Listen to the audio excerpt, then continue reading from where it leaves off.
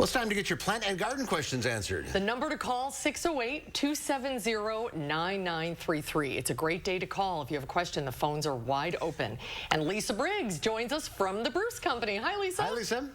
Hi there. How are you guys? Great. I want that fern. Oh, this one back here. Oh, no. Isn't that one in the front? That's not a fern? That big. Anyway. Not in my immediate vicinity. Is there anything we can do outside right now?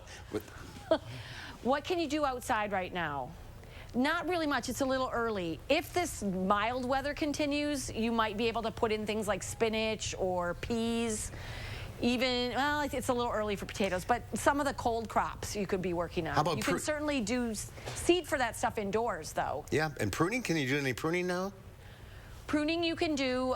If you've got oaks that need pruning, you're going to want to do that before the end of the month. And if you've got evergreens with issues that need pruning, I would wait until end of June or early July. It's not a good time to prune evergreens. And you talked about seeds. What can we start now? Seeds inside, you can start cold crops like broccoli or Brussels sprouts, cabbage. You can start bulbing onions, not bunching onions, but the ones that, you know, get a onion head. If you want to do some prairie perennials, you could do that now. And you could also do any kinds of like small annuals like impatiens, pansies, things that are slower growing. You could start. All right, let's go ahead and go to the phones, and we'll start with Virginia in Stoughton. Hi, Virginia. What's your question? Hi, I've got some beautiful peony plants that bloom great every year, except after they're done blooming, I always get these black spots. What can I do in the spring to prevent this from happening? Okay, so what you probably have is a fungal disease called botrytis. You get sort of purplish black spots on the leaves and then on the stems. Botrytis doesn't really hurt the plants long term. If it's just you just start to see them, you can go ahead and take them out, cut them out. If you get a big infection toward the end of the season, as long as it's past early September, you can cut those back. You want to get any of that leaf litter out. So on your peonies, you want to clean them up in the fall and not wait until spring so that you don't leave the inoculant around to reinfect. All right. Good luck with that. Let's go to Cindy in Madison. Hi, Cindy. What's your question? Hi. I got a plant from a friend, a beautiful plant. It's daffodils. And I've had it now for about 3 weeks. And it's grown. The leaves have grown very tall. There were blooms on it, but now those blooms have started to wither.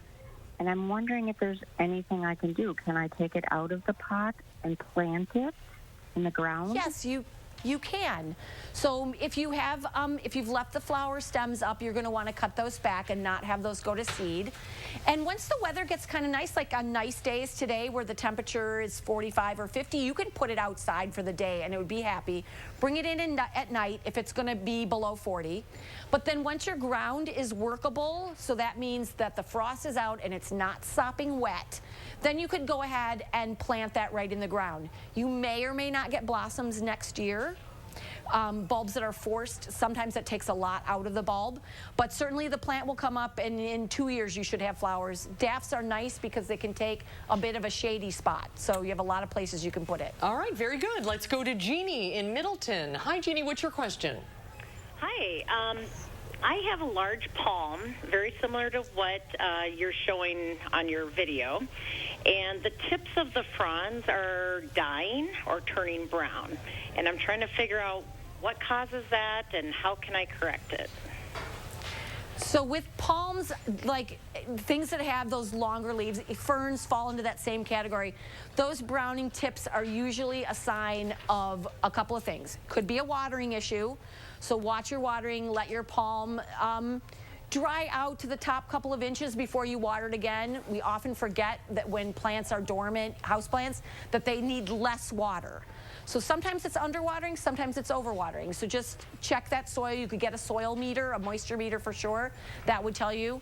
Also, sometimes temperature swings can get plants to do that sort of behavior if you've got them in a drafty spot. So maybe you want to think about that. But it's probably one of those two things. All right, we are out of time. Thank you all for calling in. Lisa, thank you for your time. Thanks, Lisa. Great to see you.